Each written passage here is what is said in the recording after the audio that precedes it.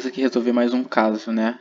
E nesse caso a gente vai desenvolver duas questões que vocês vão ver no decorrer da resolução, tá? E a gente vai focar mais no citoesqueleto eritrocitário, beleza? Então a gente vai falar aqui de questões que abordam esse citoesqueleto eritrocitário da hemácia, tá? Então vamos lá. Tá, então sobre o caso 1 referente às questões 1 e 2. O que diz nesse caso? O paciente de 17 anos, masculino, procura unidade de pronto atendimento com queixa de desconforto abdominal em quadrante superior esquerdo, né, de início a 3 dias. Tá? Então a gente já vai começando a pensar onde pode estar acontecendo esse desconforto. Né? A gente pensa no quadrante superior esquerdo, tá? E a gente já tem algumas opções. E outra coisa também, o paciente está com astenia, né, que seria fraqueza, ele está meio molenga. Ao exame físico, apresentou-se em um bom estado geral, tá? Mas ele está ictérico, acianótico, afebril, hidratado, ele está hipocorado, beleza? Hipocorado. Ele está com um baço palpável e aumentado, o que pode ser, né, essa queixa de desconforto abdominal, tá, em quadrante superior esquerdo, esse baço palpável e aumentado. E depois disso foram solicitados exames laboratoriais gerais que evidenciaram redução do hematócrito, tá, do número de hemácia circulante e da hemoglobina, por sua vez. O aumento da bilirrubina indireta, tá, então aumentou-se essa bilirrubina indireta, a gente vai ver por quê que aconteceu isso, do LDH, do lactato desidrogenase, que está dentro da hemácia propriamente dita. Aí depois disso fizeram um esfregaço de sangue periférico que demonstrou numerosos esferócitos. Tá? Então demonstrou hemácias, muitas hemácias com formato, ao invés de disco bicôncavo, de formato agora de esfera, né? De esferócitos. Então, sobre o caso responda. Como esses achados laboratoriais, incluindo os esfregaços de sangue periférico, se correlacionam com o exame físico e com a sintomatologia do paciente? Muito bem. Tá, então o que a gente viu? A gente viu que o paciente ele está, né, com uma dor no quadrante superior esquerdo do abdômen, tá, e o baço dele está palpável, beleza? Esse baço palpável é aumentado, então é característico de uma esplenomegalia, ok? Ele está ictérico, a gente pode ver que o paciente encontra-se ictérico, ele encontra-se com uma certa palidez, tá? Ele se encontra com uma certa hipocorado, por assim dizer, tá? Então a gente consegue ver a diferença aqui de conjuntiva, normalmente que a gente olha, tá? E ele está com astenia, né? Ele está com fraqueza. E o que isso se correlaciona com o esferócito? Né, com essa esferocitose que ele tem. Então, a esferocitose, tá, é uma síndrome hereditária, ok, que ela envolve acaba havendo um grande número de hemácias nesse formato, e esses formatos são, assim, são ruins, né, porque o formato normal de uma hemácia, como a gente vai ver, né, é um formato de disco bicôncavo, e esse disco bicôncavo, né, ele tem uma certa maleabilidade, tá? Então ele passa por diversos locais, enquanto esse esferócito não, esse esferócito já é mais constructo, tá? Ele já tem uma dureza a mais, então é mais difícil dele passar por certos lugares. E o que acaba sofrendo nisso tudo, tá, é justamente essa questão do baço, porque o baço, ele normalmente, né, a gente sabe que a hemácia tem um tempo de vida de 120 dias, assim, mais ou menos. Essas hemácias senis, elas sofrem um processo chamado de hemocaterese, né, que elas são fagocitadas pelos macrófagos do baço, né, pelo sistema monocítico fagocitário, tanto macrófagos quanto monócitos. E nesse sistema dentro do baço, né, que se chama de retículo endotelial, essas hemácias, né, elas passam por um padrão de qualidade, por assim dizer. Então esses macrófagos identificam, pô, tem um esferócito ali, então não é acaba não sendo uma hemácia de disco bicôncavo, ele fala, vamos retirar, tá?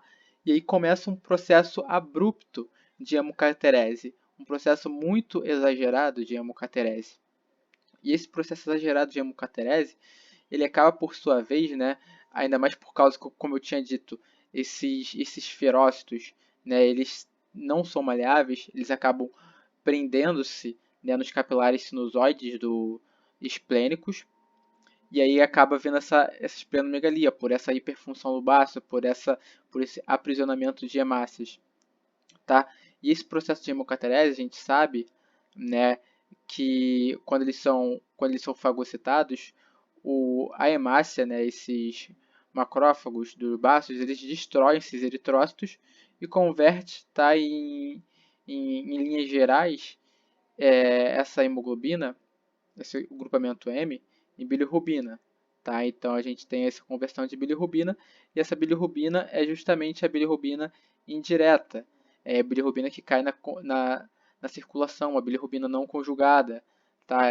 Algumas até chegam a se associarem com a albumina, né, para ser transportada, mas muitas, como tem muitas bilirrubinas livres, tá, uma bilirrubina indireta, não conjugada, elas acabam se espalhando, e como elas são lipossolúveis, tá, e tem uma neurotoxicidade alta, elas se acumulam em locais, tipo na esclera, como a gente pode ver aqui, tá, elas se acumulam na pele da pessoa, tá, em regiões de mucosa, e dá essa região, esse aspecto amarelado. Tá? E aqui eu botei para vocês verem, né, que a gente tem esses capilares, tá? Esses sinusoides esplênicos. A gente vê as hemáciazinhas aqui tudo passando em formato de subcôncavo. E quando a gente tem esse esferócito, eles acabam prendendo aqui, né? Então prende essa circulação no baço, o baço acaba aumentando, né? O baço ele fica com uma função muito grande porque ele está tendo que fazer muita hemocaterese. Olha só, as hemácias elas passam tudo por aqui, tá? E acabam congestionando ali o baço, por assim dizer. Tá? Então aqui a gente tem, ó, o que, que acontece? Lá no baço a gente tem um macrófago. Tá? Esse macrófago ele fagocita essa hemácia e liga e libera o grupamento M. O grupamento M, por sua vez, ele vai ser quebrado. Tá? Ele vai ter um grupo porfirina, tá? Um grupo vai se transformar em proteínas depois, por sua vez, mas uma parte do grupamento M, né, ele vai sofrer a ação de uma enzima chamada de hemooxigenase, tá, e se transformar em biliverdina. A biliverdina, por sua vez, ainda nesse esse ambiente esplênico, tá, ela vai, por meio de uma ação da biliverdina redutase, ela se transforma em que? Em bilirrubina. Tá? E essa bilirrubina que vai direto para a circulação. Essa bilirrubina que, quando aumenta, né, a produção excessiva dessa bilirrubina não conjugada, chamada de não conjugada, né, ela que causa icterícia. Né? Icterícia é essa causada por quê? Causada por um excesso, tá? Um excesso de destruição de hemácia. Né? Então, é uma icterícia formada por uma hiperbilirrubinemia. Ok? Então, é uma bilirrubina não conjugada, tá? Essa bilirrubina ainda pode ser carreada e tudo mais, mas em tese, o que a gente tem que pensar aqui e levar? Que a gente tem essa formação de muita bilirrubina livre, muita bilirrubina não conjugada. E essa bilirrubina não conjugada é uma bilirrubina hipossolúvel, lipossolúvel, é, e ela acaba se acumulando nesses locais, levando a esse quadro clínico que a gente vê no paciente de de icterícia, perdão. Tá? Então é basicamente isso, ok? A gente consegue ver aqui, ela é pega pelo sistema retículo endotelial, tá? E essa bilirrubina acaba devido a essa ação excessiva de quebra de hemocaterese, acaba tendo muito essa bilirrubina livre, essa bilirrubina não conjugada, que acaba levando a esse aumento. E falando em hemocaterese, cabe a gente também ponderar aqui rapidinho, antes de a gente passar para a próxima questão, a diferença entre hemocaterese e hemólise, tá? Porque hemólise é qualquer fenômeno, né, que acaba levando à lise da hemácia. Enquanto hemocaterese, por sua vez, né, o que significa? Né, que as hemácias elas passam, né, por um processo, né, de qualidade, né, de padrão de qualidade, por assim dizer, do sistema retículo endotelial do baço, tá? Então ela acaba passando por esse padrão de qualidade, tem que ter um padrão ouro ali, onde elas são destruídas quando elas estão senis, né, ou quando tem essas deformidades, tá, no citoesqueleto. E com isso a gente consegue ver essa importância do citoesqueleto da membrana, né, para essa fluidez, para essa maleabilidade dessas hemácias para elas poderem circular, tá?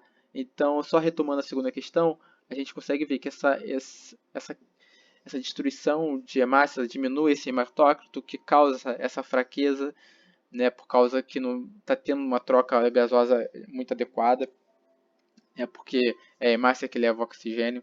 A gente também acaba tendo uma, uma esplenomegalia por causa dessa quantidade de hemocaterese que está acontecendo no baço. Tá? Esse lactato desidrogenase, muito, por sua vez, muito vigoroso, produzido, ele é também dessa hemocaterese, que ele vem direto da hemácia. E essa bilirrubina a gente viu, né, como é que ela é produzida e convertida, tá, causando esse processo de icterícia, ok? Então a gente consegue aqui ver e responder. E agora a gente vai para a segunda questão, né, que ela pergunta que a normalidade bioquímica do citoesqueleto da membrana eritrocitária justificaria o quadro de esferocitose. Tá? Então, a gente, por meio de uma análise minuciosa do citoesqueleto agora, a gente vai ver como é que se forma essa eritrocitose, essa esferocitose, desculpa, e como é que se dá, né, como é que é a importância de uma estrutura de uma microestrutura, né, para um desenvolvimento fisiológico adequado, tá? Então aqui, ó, mais uma vez a gente tem, né, eritrócitos, né, hemácias saudáveis, enquanto aqui a gente tem hemácias com esferocitose. A gente aqui tem uma micrografia bastante oportunista, né, muito boa mesmo, de macrófagos esplênicos, essa micrografia eletrônica, né, fagocitando justamente esses esferócitos, tá? E aqui é o processo, né, onde a gente consegue ver a formação de um esferócito. Olha só que coisa bonita. Tá vendo? A gente tem uma hemácia de formato de disco bicôncavo, tá? Então, deformações na sua membrana, olha só o que vai acontecendo, vai transformando, ela vai acabando perdendo o seu formato original, que é o seu formato de hemácia, né, de disco bicôncavo, tá? Aqui mais uma vez, ó, olha só, isso aqui é no processo já de, de produção da hemácia, onde ela acaba perdendo o seu núcleo, tá? A gente tem aqui, ó, esse que deve ser o formato da hemácia, tá? Um formato de disco bicôncavo, um formato ideal, beleza? E esse formato ideal, né, ele só é conseguido por causa de uma associação, tá? Então a gente tem uma associação de diversas proteínas, tá? A gente tem um citoesqueleto muito bem formado, a gente tem proteínas de ancoramento que vão fazer com que haja essa maleabilidade, beleza? E isso tudo faz com que essas hemácias elas possam de fato fluir no nosso sistema sanguíneo.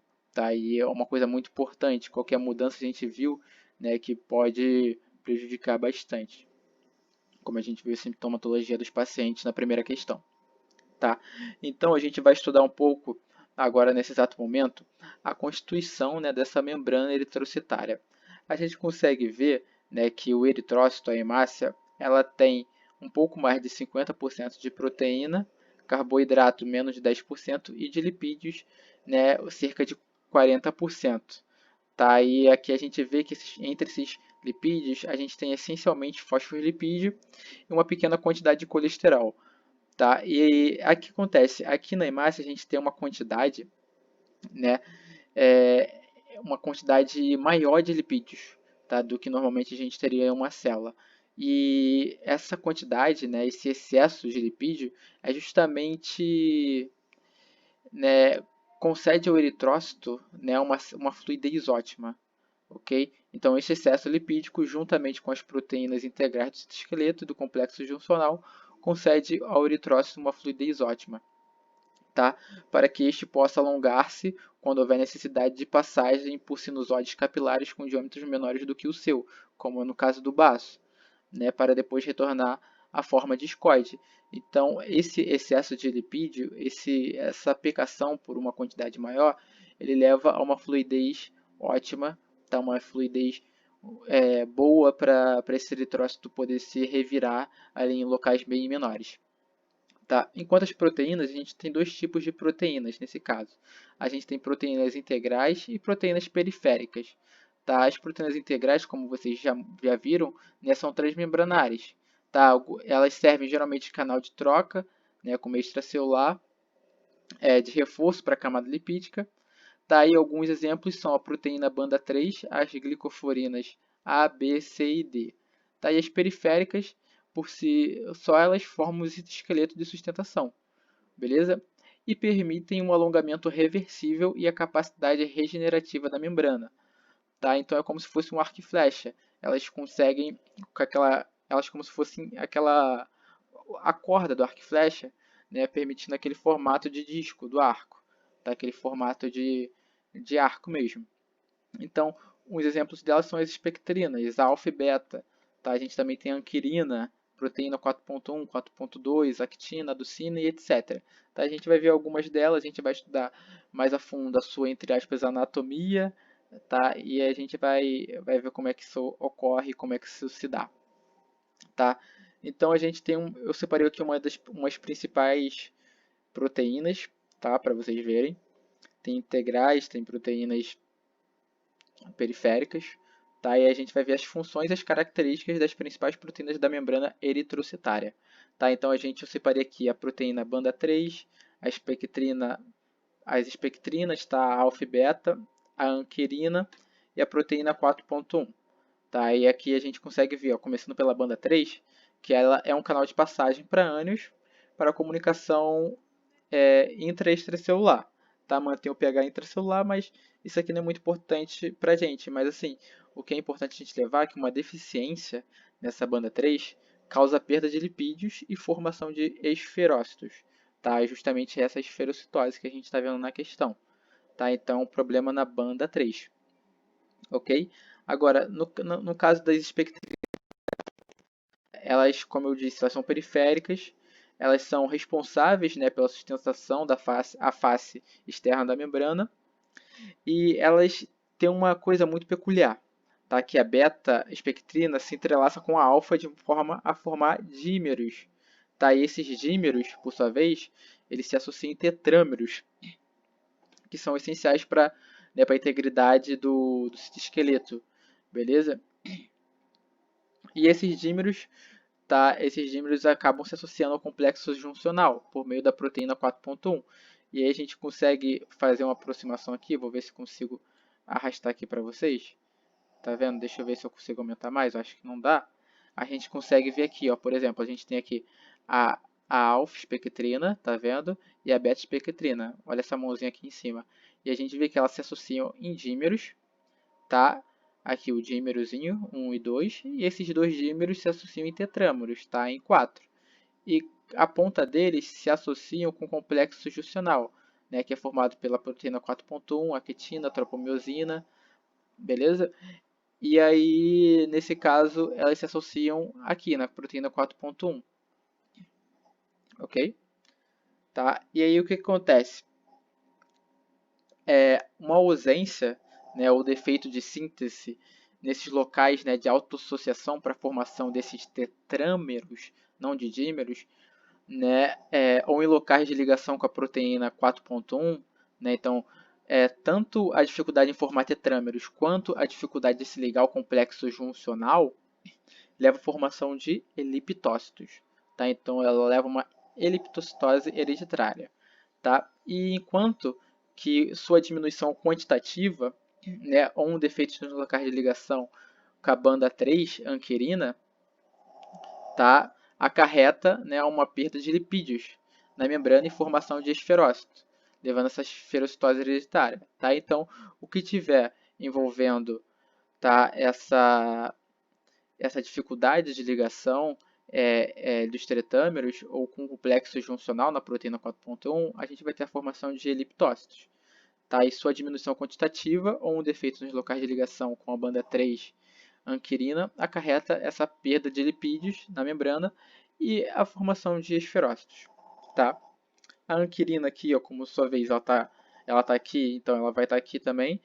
Tá? Então, a anquirina, né, é uma ponte de ligação com a banda 3, com a beta-espectrina, ajustada pela proteína 4.2, como a gente vai ver. Tá? E seu defeito leva à esferocitose. Tá? Então, a gente já consegue ver a esferocitose com relação com a anquirina e com a banda 3. E a proteína 4.1, que é do complexo juncional, liga-se à espectrina, tá? Permitindo maior articulação e deformabilidade ao eritrócito. Tá? Defeito ou deficiência dificulta a ligação da espectrina com o complexo juncional, como eu disse, favorecendo, tá, essa formação de liptócitos. Tá? Então aqui a gente tem a anatomia. Eu digo anatomia, né, porque a gente vai gravar alguns nomezinhos. Tá? Então a gente tem algumas coisas que elas fazem uma interação, né, no sentido vertical e algumas interações no sentido horizontal. Tá? Aqui a gente pode ver a banda 3, a gente tem a proteína 4.2, tá, que ela faz essa associação para ligar a banda 3 à anquirina. Tá? E a anquirina, né, fazendo ligação aqui com a beta-espectrina. Beleza? E é justamente isso que vai permitir com que haja essa formação de esferócitos. Tá? E aí a gente vê aqui ó, a interação no sentido vertical entre a banda 3, a anquirina, que é a 2.1, proteína 4.2 e a beta-espectrina. Enquanto aqui a gente tem a glicoforina C. Tá? E a glicoforina C ela vai estar se articulando aqui com o complexo juncional. Tá? E aqui a gente vai ter uma interação, tá? No sentido horizontal entre a espectrina, tá? A proteína 4.1 e a proteína 4.2. Tá? Então são meios de interação, tá? São interações que permitem essa maleabilidade. Tá? Então aqui a gente, de novo, a gente tem a banda 3, tá? A gente tem a alfa-espectrina, tá? A gente tem a beta-espectrina, tá? A gente tem aqui fora do complexo juncional, a gente tem a proteína banda 3, proteína 4.2, a anquirina. Agora aqui a gente tem a glicoforina C, tá? A gente tem um complexo juncional aqui que é formado pela proteína 4.1, tá? Aducina, monômero de actina, beleza? E é aqui onde eles se associam, ok? Aqui mais uma vez, ó, a gente tem essa formação dos dímeros, tá? Da alfa-espectrina com a beta-espectrina e essa formação de tetrâmeros. E aqui a gente tem a ligação deles aqui nessa anquirina e aqui onde é o local de formação, tá? Essa parte aqui dos esferócitos. Enquanto aqui a gente tem mais uma associação com eliptócitos, né? Com eliptocitose hereditária, aqui dentro do complexo juncional propriamente dito. Ok, aqui de novo um pouquinho mais da mesma coisa, tá? Mas é só para mostrar pontos diferentes, tá? Que a gente tem a anquirina 4.2 banda 3, tá? A gente tem aqui de novo, tá? A gente tem interações verticais, que está aqui, que são interações verticais, e interações horizontais, tá? Que permite justamente esse rearranjo, tá? A gente tem esse rearranjo dessa estrutura, tá? E por fim, a gente tem, né, então, mais uma vez, aquela imagem que eu mostrei para vocês no começo, tá? Desse complexo que acaba formando. A gente acaba vendo a formação desse complexo aqui, mas evidenciando mais ainda esse complexo juncional, tá? Juntamente com a alfa-espectrina e a beta-espectrina, tá? Que formam dímeros, como eu tinha falado para vocês. E esses dímeros, por sua vez, formam tetrâmeros, tá? Qualquer problema, né, nessa associação desses dímeros ou na ligação deles com na associação de dímeros, né, desses tetrâmeros ou na ligação deles no complexo juncional leva a uma eliptocitose, ok? Ou quando a gente tem uma diminuição quantitativa dessas proteínas, né, dessas espectrinas, ou sua dificuldade de ligação com a anquerina, né, banda 3 anquerina, que é aquele complexo que eu mostrei para vocês, a gente tem a formação de um esferócito, tá? E tudo isso compreende uma questão muito relevante, né, que permite essa maleabilidade da membrana eritrocitária como um todo. Tá? E essa maleabilidade da membrana eritrocitária a gente vê aqui, ó, ela tudo junto, então ela forma um sistema único, um sistema citoesquelético muito inteligente que dá esse formato de disco bicôncavo. Dá um formato de disco bicôncavo muito interessante para essa resposta fisiológica da hemácia. Ok? Obrigado.